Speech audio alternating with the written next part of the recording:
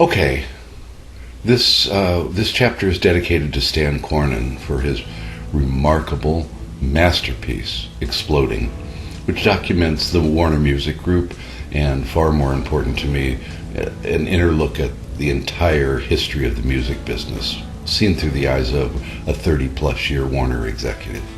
Thank you, Stan. Okay, I didn't fit in that world, and that's what I want to talk about in this chapter. I was what would you call that? A line producer. I was groomed as a staff producer at RCA to crank out the 3 or 4 cuts each 3-hour session and get to the next one. I was never an artist's producer. I was a producer of singers, and most specifically a producer of pop black singers. RCA was a fine place for me to be because it kept me insulated from the world of the record business, the very world that Stan describes in depth in his book. I was just told to go in the studio and make music. One of the downsides at RCA was that if you weren't busy, they had you go make music and sign anybody that came in just to keep you busy. So from the beginning days when I was asked to look for an act that I really believed in, it took me a few months, and then I found the Friends of Distinction. The Friends of Distinction could have been around for a lot longer than they were. A lot of mistakes were made by management. The Hughes Corporation later on that I had for RCA when I was an independent was a, what would you call that? They belonged on a bubblegum label like Buddha, Kama Sutra, something like that, maybe even Curb. I was a line producer. So I came from an era where singles dominated, and I was a singles-oriented producer, working with singers, not artists. I once told Lenny Kravitz that I didn't know how he could do what he did because I would finish an album within a month, and everybody showed up on time, nobody did drugs. When I left RCA to go independent, thank you, Eddie Rosenblatt, you saved not only my life, probably my marriage, but certainly my record career.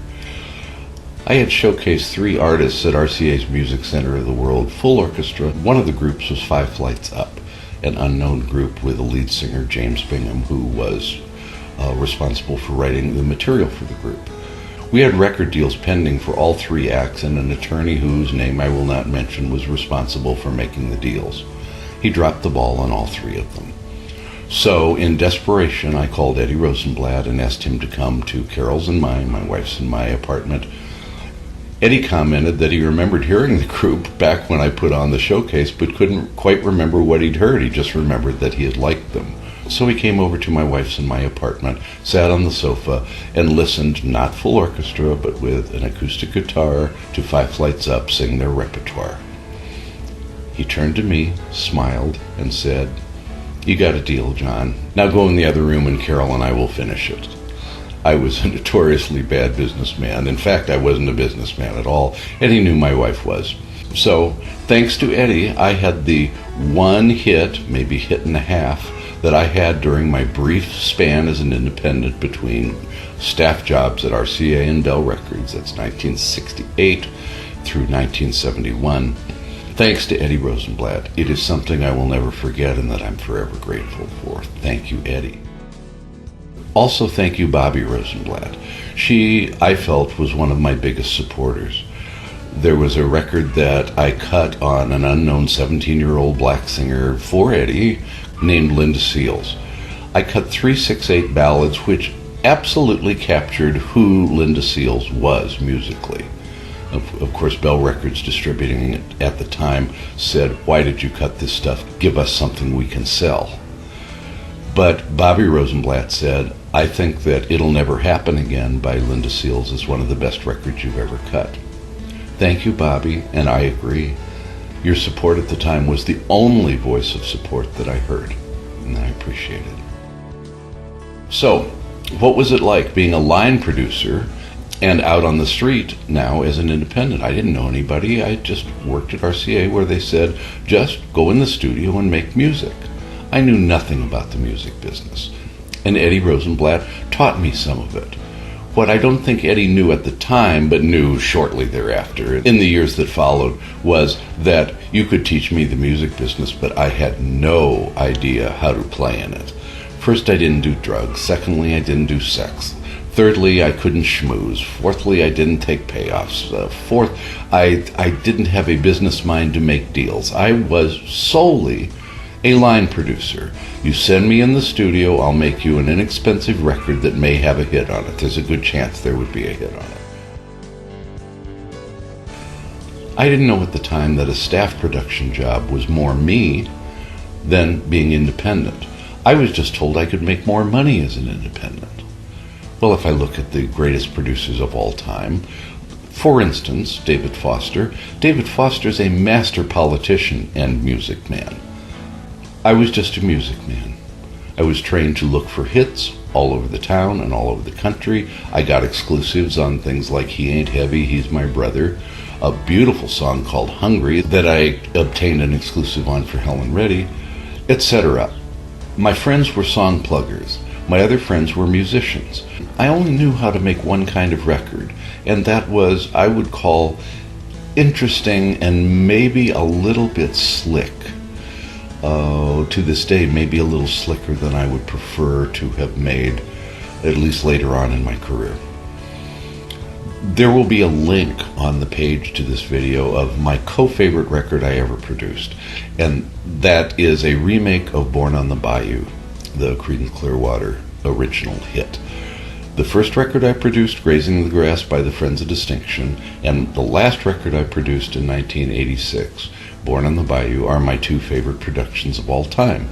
They show the difference between a line producer who went in and cranked out stuff within 3 hours, and every note was written by arrangers, and basically I was the coordinator who either found the act, found the material, found the musicians, took them all in, never working with bands, only singers, never working with artists, not singer-songwriters, just singers who needed songs, because I loved listening to great songs, and the production elements of my last piece of work, which was Born on the Bayou.